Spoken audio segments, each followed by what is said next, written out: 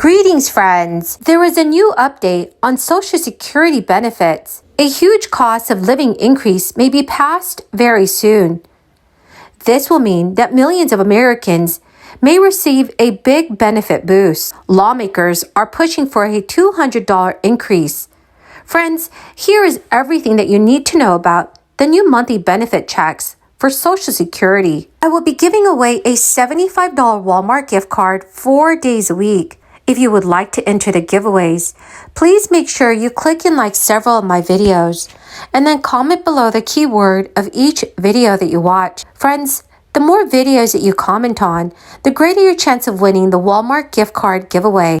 At the end of this video, I will be announcing today's winner, so please stay tuned. According to several new estimates, retirees could see a double-digit percentage increase in their new Social Security benefits next year, as inflation continues to run very hot. Based on new inflation data through June, the cost of living adjustment for Social Security benefits, also known as COLA, could be an increase of 10.5% next year, boosting the average retiree benefit by $175 every month. The Nonprofit Committee for Responsible Federal Budget puts that increase at 11.4% if inflation keeps trucking along as it currently is.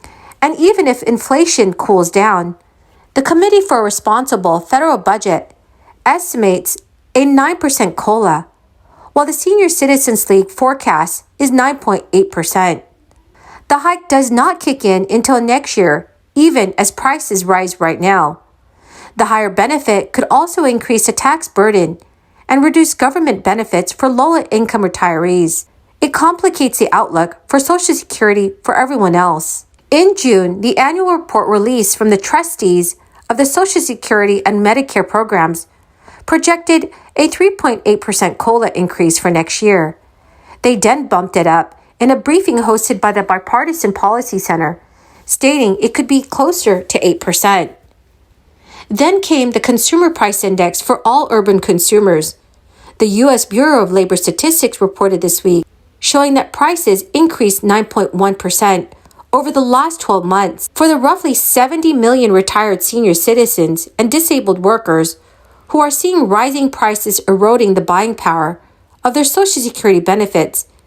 A bigger check is promising. Meantime, the COLA doesn't take into account increases in the Medicare Part B premium.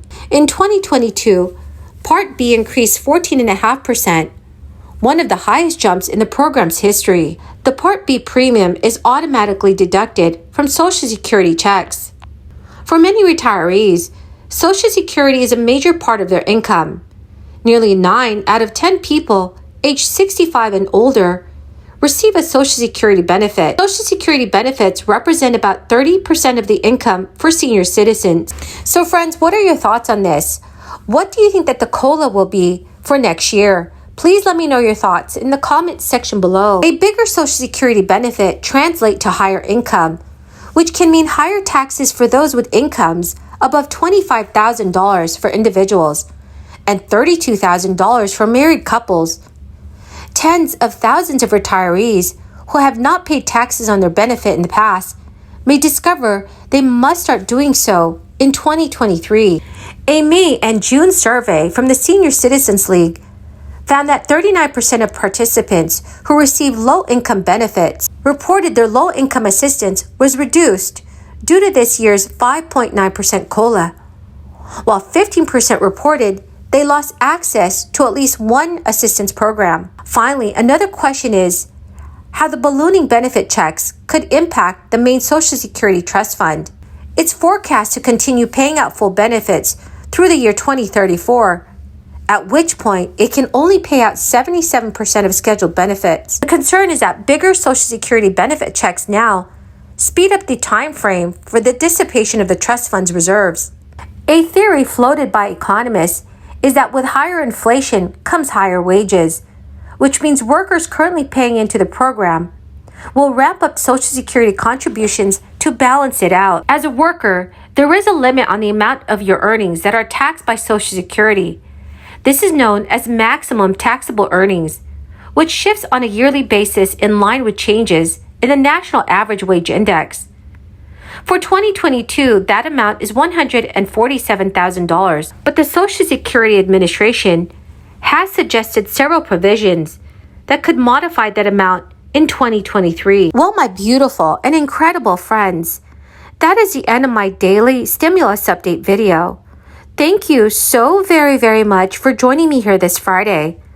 The winner of today's Walmart gift card giveaway is Shirley Phillips. Congratulations, dear friend. If I have named you as the winner, please check your notifications page and send me an email. Or you can also send me a message on my Facebook page. Thank you so much, everyone, and have a wonderful and blessed weekend. I think you'll see it change sooner than quicker, than more rapidly than it will take than most people think. Every other aspect of the economy is racing ahead. It's doing incredibly well. We've never had this kind of growth in 60 years. But inflation is affecting people's lives. But if you take a look at it, if and when, God willing, we get the Build Back Better proposal, if you look at what's inflation all about for people, they're paying more for things they need than they had to pay before. That's the bottom line. Now, if they're paying considerably less for childcare, considerably less for health care, considerably less for insulin, considerably less, and go down the list of being able to take care of their parent, all the things that are in the Build Back Better plan.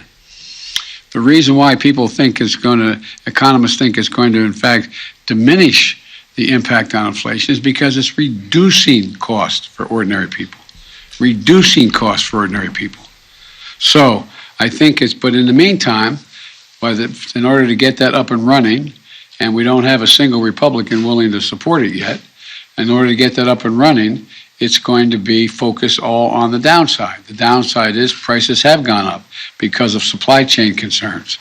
We've worked as hard on the supply chain concerns. I think you've already begun to see, and you're going to see over the next couple months, oil prices, prices of gas pump come down. You know, the biggest, a third of the increase in inflation is used automobiles. So, I mean, it is a real problem. But the point is that has to do with supply chain as well. But it also has to do with the fact that not everybody's looking for a used automobile, but those who are, they're paying higher prices because there's fewer of them because of COVID and what was sold out and the like. So I think it's a real bump in the road. It does affect families. When you walk in the grocery store and you're paying more for whatever you're purchasing, it matters. It matters to people. When you're paying more for gas, although in some states we've got the price down below $3 a gallon, but the point